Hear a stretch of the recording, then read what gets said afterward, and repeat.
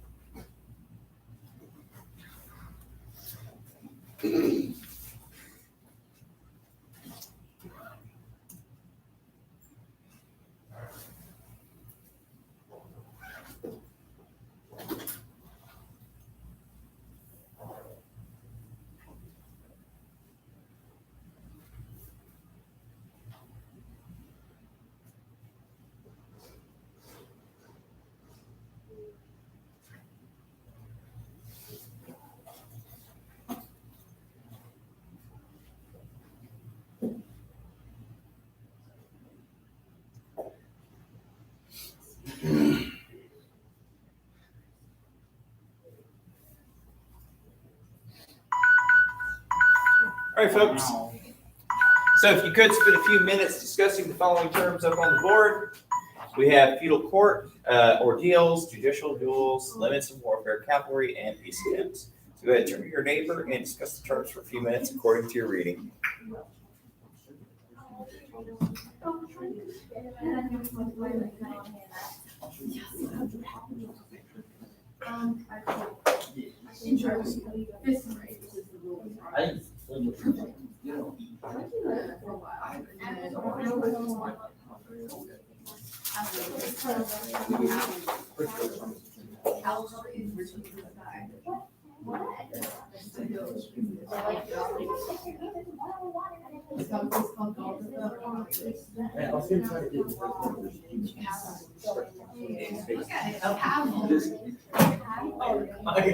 I said cavalry for the longest time.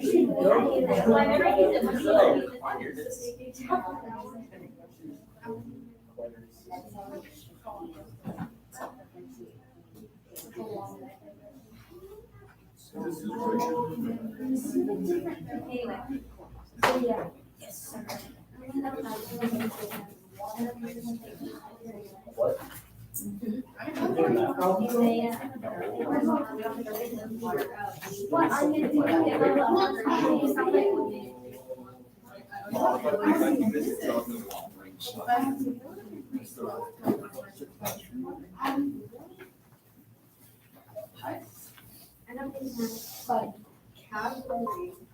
Cavalry. Hate that. Limits in warfare.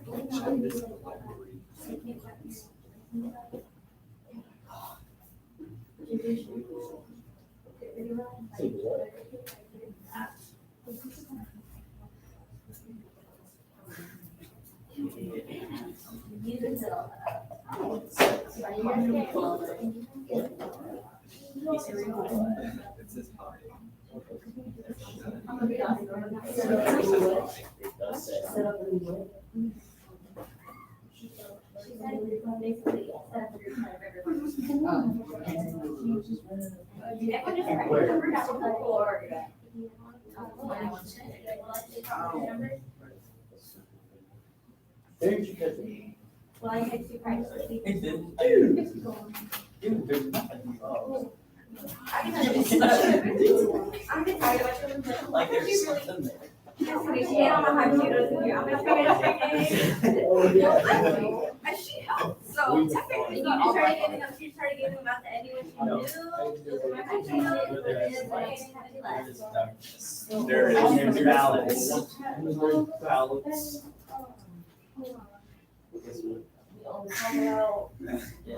Guess what? Everybody, go, hi.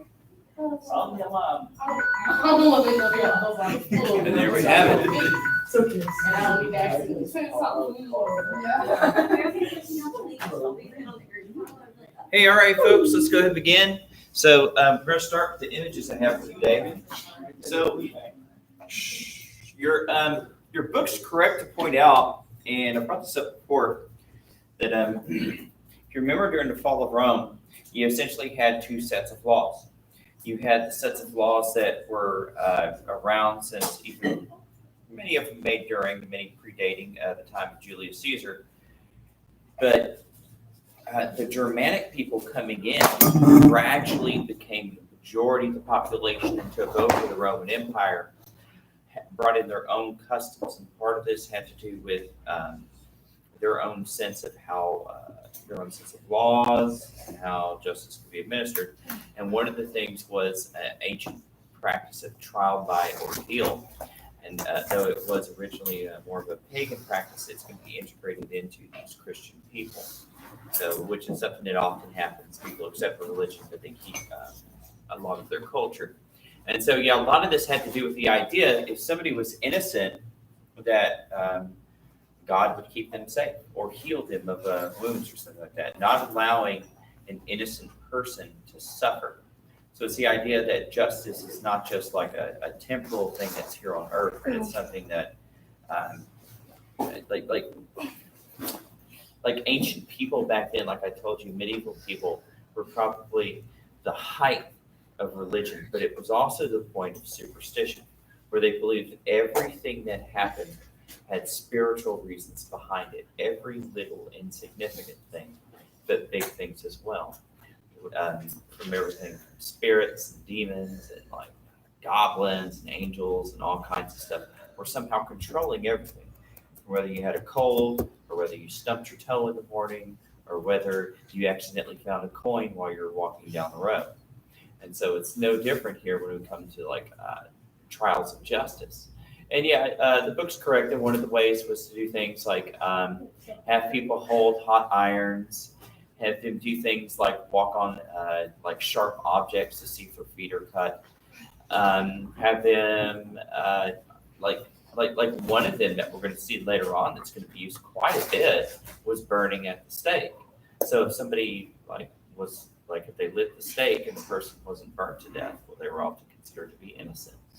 And of course, dipping their hands in like boiling hot water, things of this nature.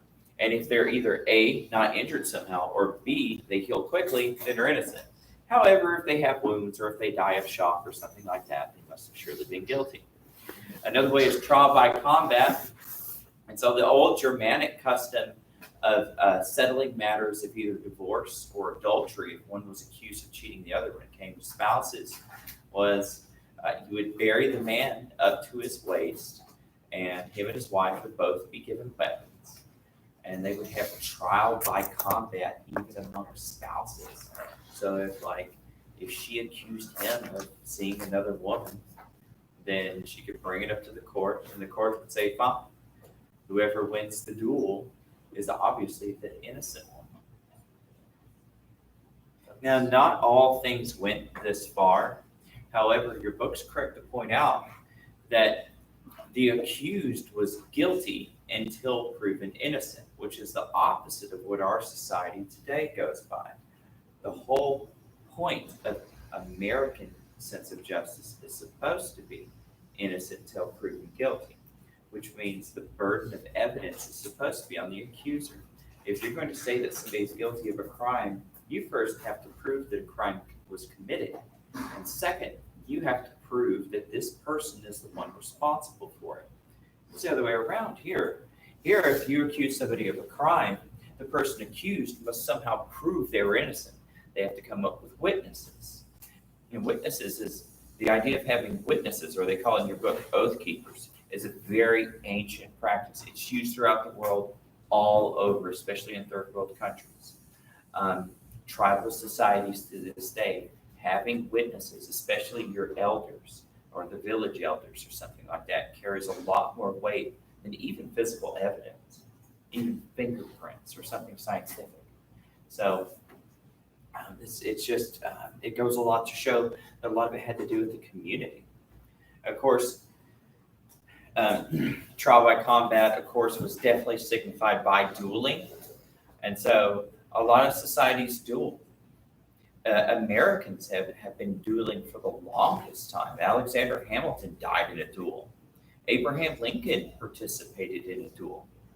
The whole reason that there used to be fencing schools and boxing schools and even marksmanship schools throughout cities in America was because for the longest time, if two guys got mad at each other, they challenged one another to a duel.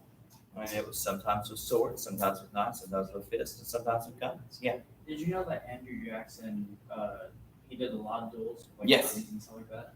He even died with a bullet in his lung. And they think that he had so much lead in his body that it led to deterioration of his mental faculties from lead poisoning.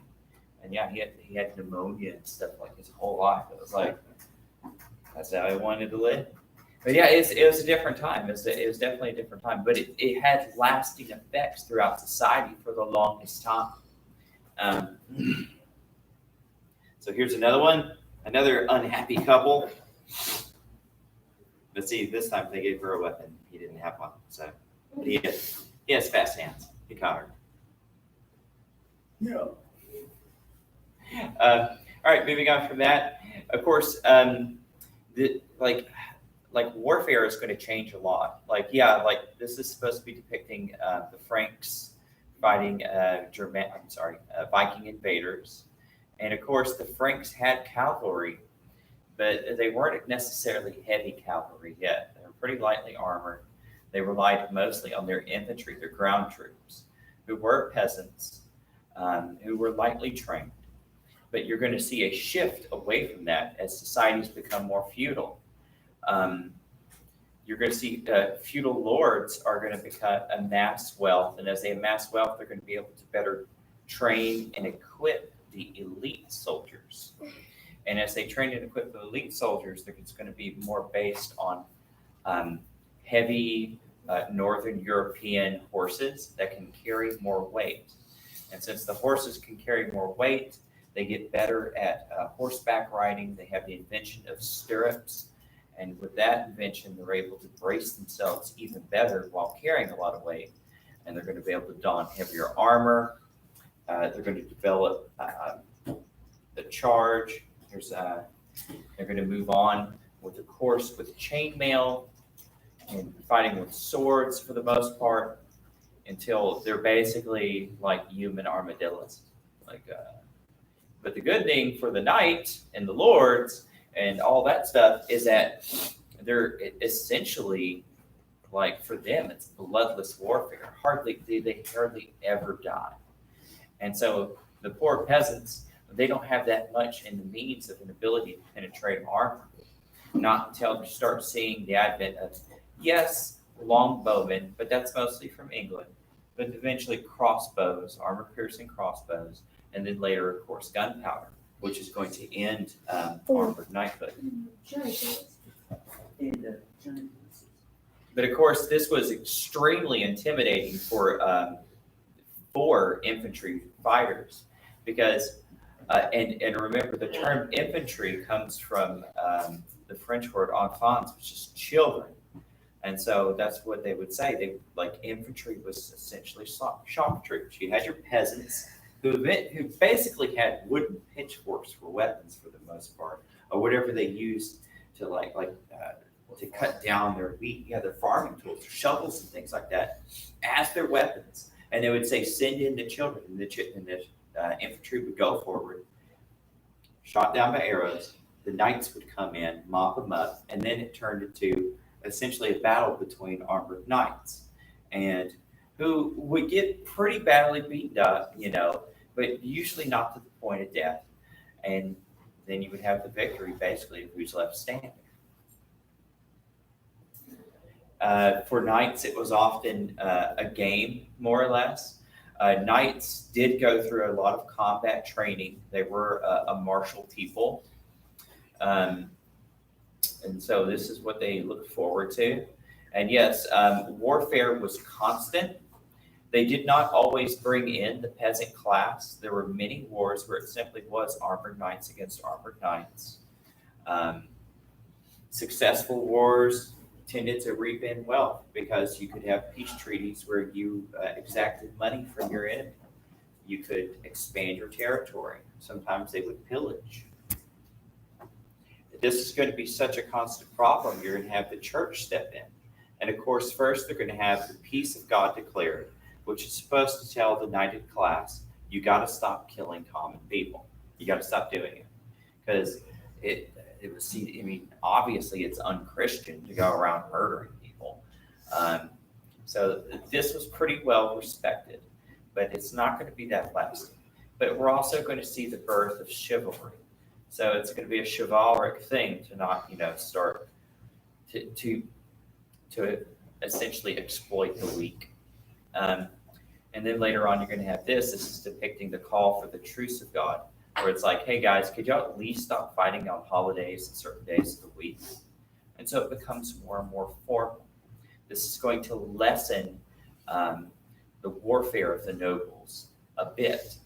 But warfare is going to become much more bloody and much more expensive and longer lasting once you see kings gain more power. They're going to get wealth, make bigger armies, have bigger wars, and of course, very high death counts. So, moving on from there, let's go ahead and get our notes. So,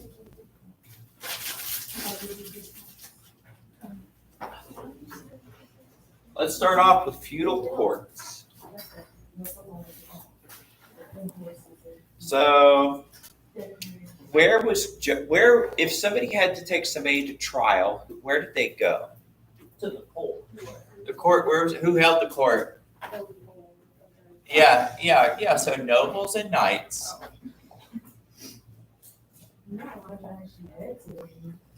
What? Just spell that.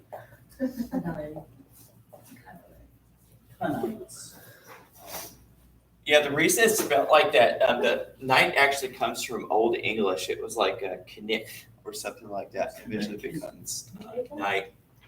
Because the Roman word for knight had more to do with horse, something like equia or something like that. All right, so nobles and knights held trials for their subjects. I would never.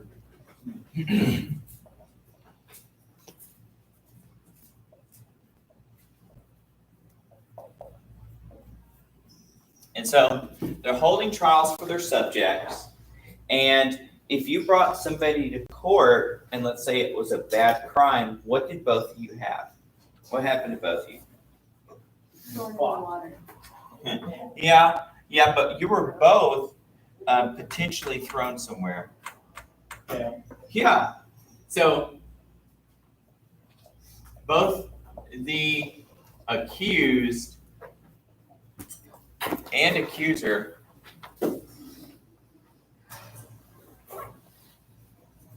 imprisoned until trial. And see, here's the thing though.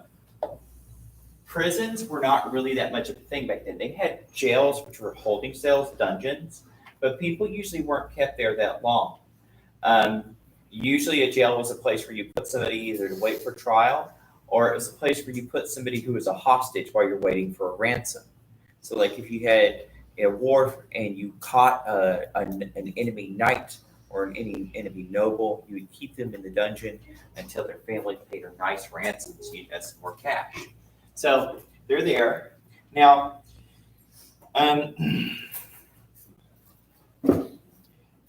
what did we say as far as the burden of proof? Who had the burden of proof? Proof. Yeah, who had the elders. elders? Okay, yeah. So, let's do that. See, well, we're just gonna put witnesses and oaths held held sway. That was important. But who had the burden of proof? Was it the accuser or the accused? Accused. Yeah, the person being accused is like if I just point someone and I was like, hey, you killed someone yesterday. Yeah, you got to prove you didn't kill someone yesterday. I'm like, okay, good luck. So, all right, so, which is completely the opposite of how it's supposed to be for us. Burden, I'm afraid it's still burden. Proof on the accused. And of course, all of this is going to be replaced with, it's going to be influenced by the Justinian Code, which is going to be closer to what we live by today. But that's going to take some time. That's even going to influence England, though England's mostly going to be based on something called common law, which we'll talk more about later when we talk about England later. So, ordeals. So one of the ways that they could determine who was or was not guilty was through ordeals and judicial duels. So what like as a broad term was an ordeal? Torture. Okay, yeah, so torture to prove what? Prove your innocence. To prove innocence.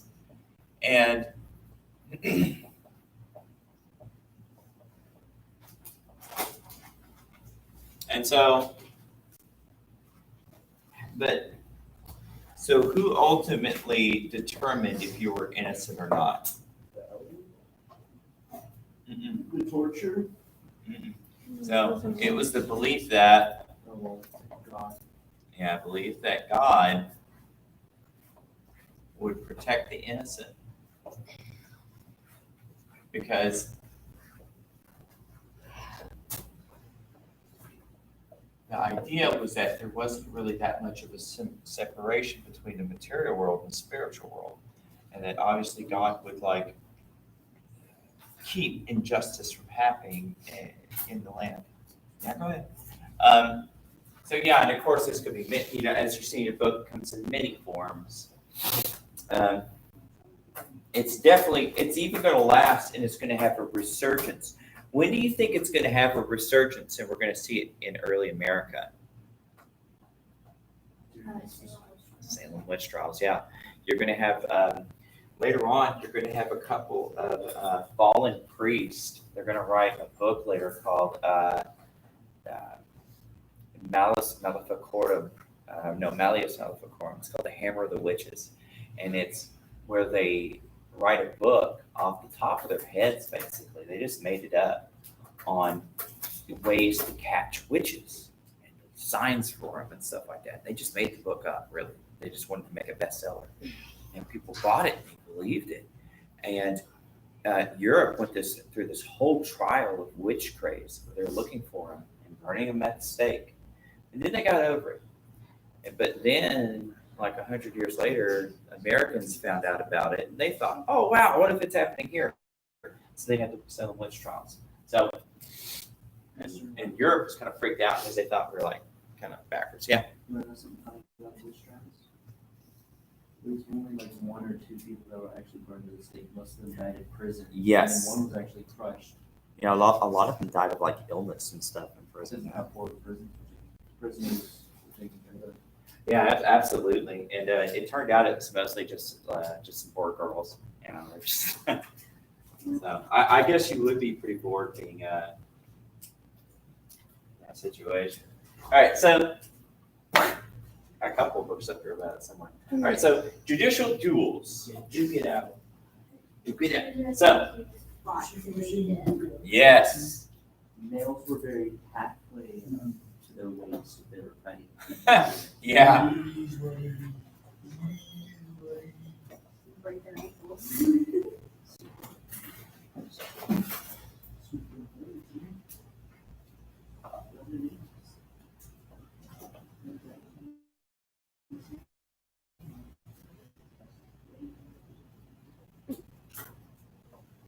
And of course, this is related to, your book only hints to it, but the old Germanic practice of essentially having guys who, like Germanic kings, who would try to determine who was in power. Sometimes they would have duels, and whoever won got to prove his right to be king. But that's something that kind of was more around with the old pagan days and stuff. It would, oh wait.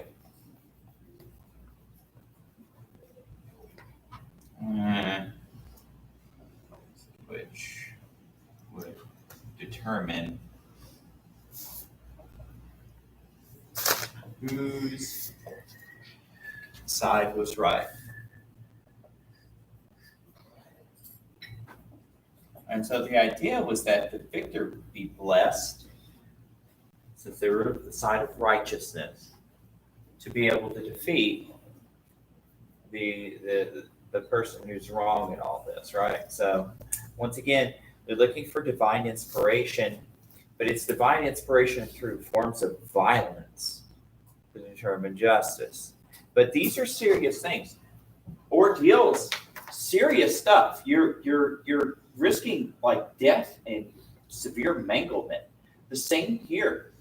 So another idea about it is that if you're on the wrong side, or if you're like, man, maybe it wasn't that important after all, you might leave the courts alone. Be like, hey, yeah, you stole my chicken, but I kind of don't want to go to court over this because I don't feel like fighting to the death over my chicken. So it would kind of like keep small things away from the feudal lords. However, important things like, hey, you robbed my son and you cut him when you did it. Yeah, you might take some to the court. You'll be really mad. Be like, hey, I need something fixed about this.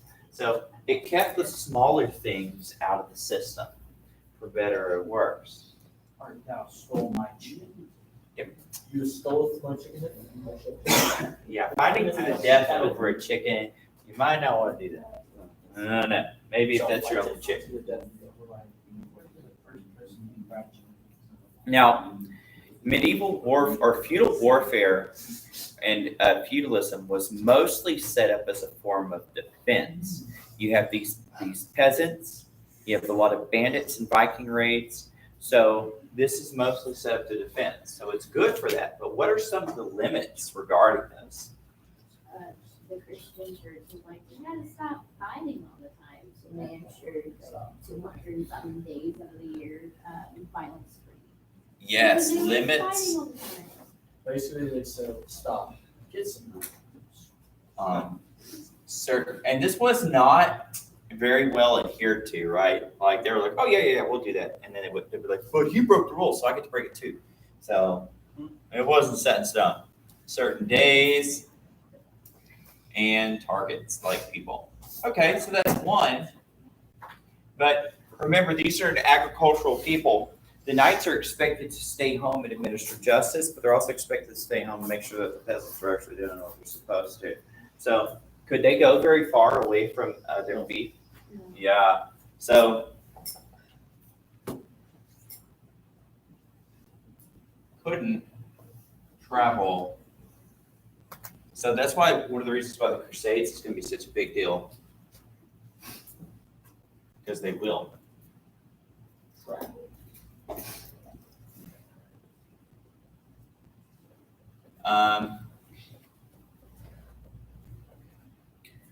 Could they war for very long? No, there's basically a war season. Like whenever it was time to harvest or time to plant, you could not go to war. But that's a pretty normal thing. The Greeks and the Romans were like that too for the longest time.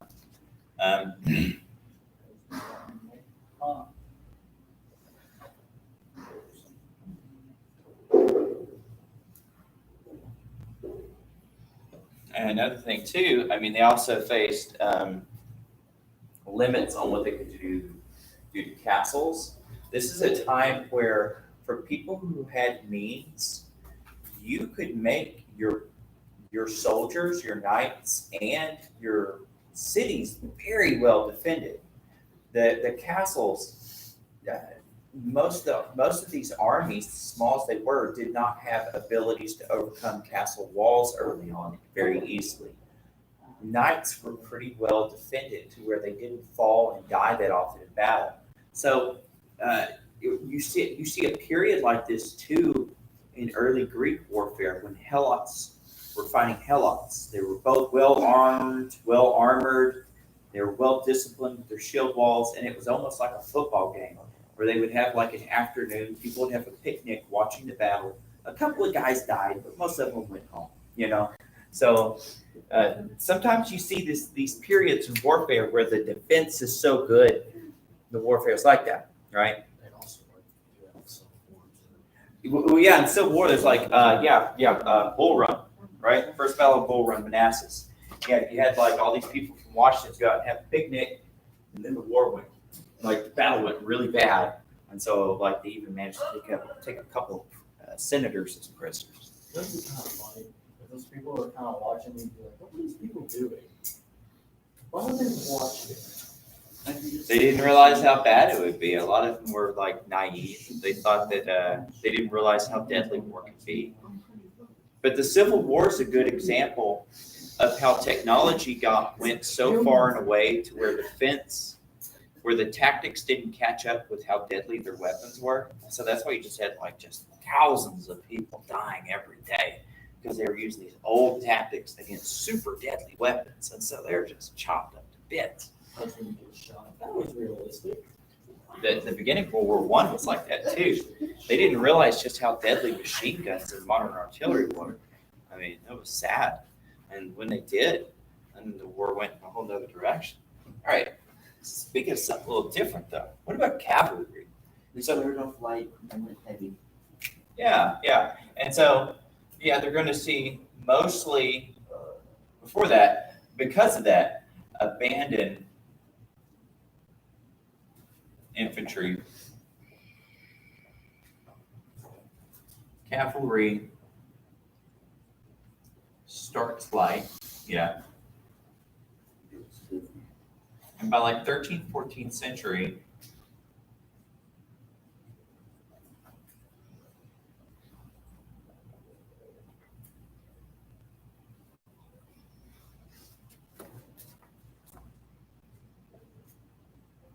knights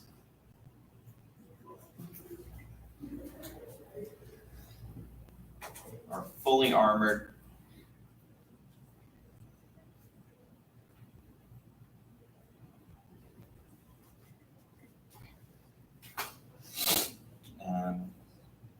That's pretty good. Yeah, so like the armor's gonna be so effective. That's why like one of the biggest sports and pastimes is going to be jousting. Yeah. Now, they're not going to use the war lances with sharp metal tips on the end, but they are still going to be like guys die jousting. It was kind of common, but it didn't happen every time.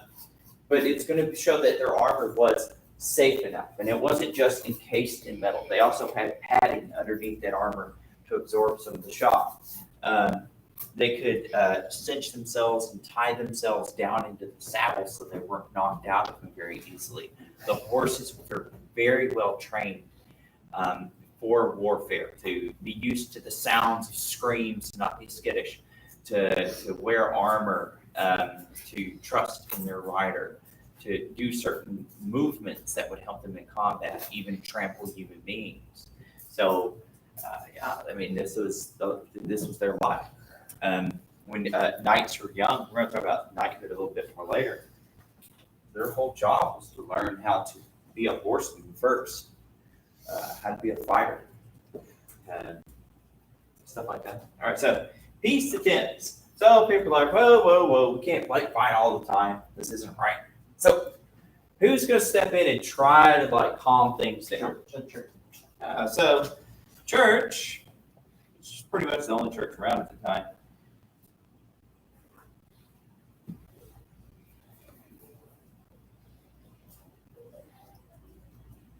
Call for an end to violence. So it's like, yes, it's true. Christians have fought in many wars, but Christianity calls for peace. So they're like, this is crazy. Why are we doing this? And so what was one attempt? What was the first attempt they made? Don't kill civilians. Yeah, and what was that called? It was bold. Limits on war. Yeah, it was bold in your book. Peace of God. So think of like a declaration, like, hey, we're going to call the peace of God. And this was, which called for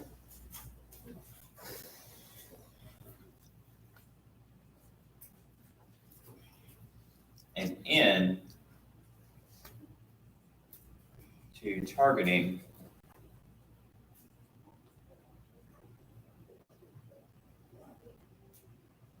the innocent, like peasants, priests, nuns, and all those people. They're like, look, and we do this today, right? Like a modern country like America, we're supposed to not target civilians or religious buildings, no matter the religion, or hospitals, or power plants that give civilians electricity, or the places that clean their water. Because all you gotta do is kill innocent people, So it's not supposed to do that. Now the second one was called the truth of God.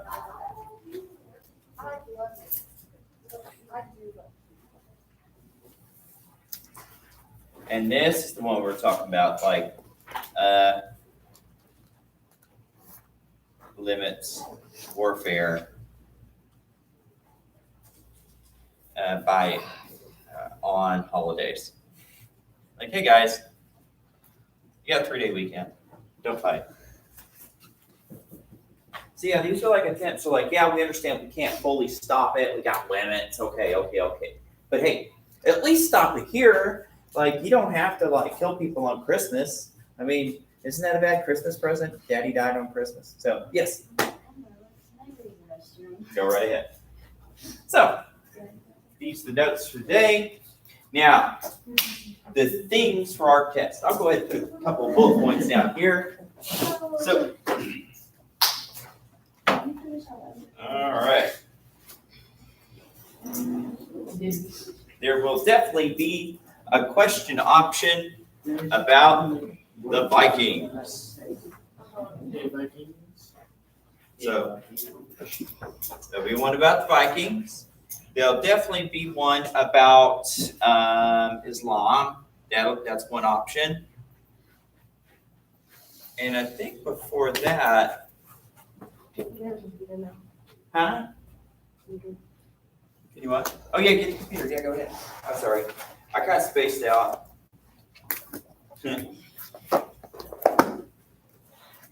And I think, yeah, before that. Okay, yeah. And the other had to do with Christianity. Some in geometry. So you only got 3 options this time. So one has to do with Vikings, Islam. The other is Christianity. You only have to pick 2. So instead of giving you like 4 or 5 options, you only got 3. And just pick the 2 you like. And it's mostly just like Christianity. What were some of the characteristics of early Christianity? Why did the church in Europe split into East and West, right? Islam. You could just tell me.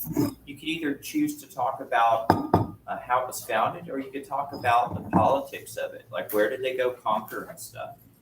The Vikings. You got different ways to go with that. You could talk about like who are these people and their beliefs, or you could talk about like where did they go, like essentially like the same thing as Islam. Where did they go to conquer, things like that. So it's up to you. You have your notes, you have your book, and you have the lecture recordings. And if you need to, you can go onto my Quizlet and you can find more things there. So we're going to go ahead and end the lecture today. No class Monday. It's Columbus Day. Talk to you later, kids. Have a good weekend.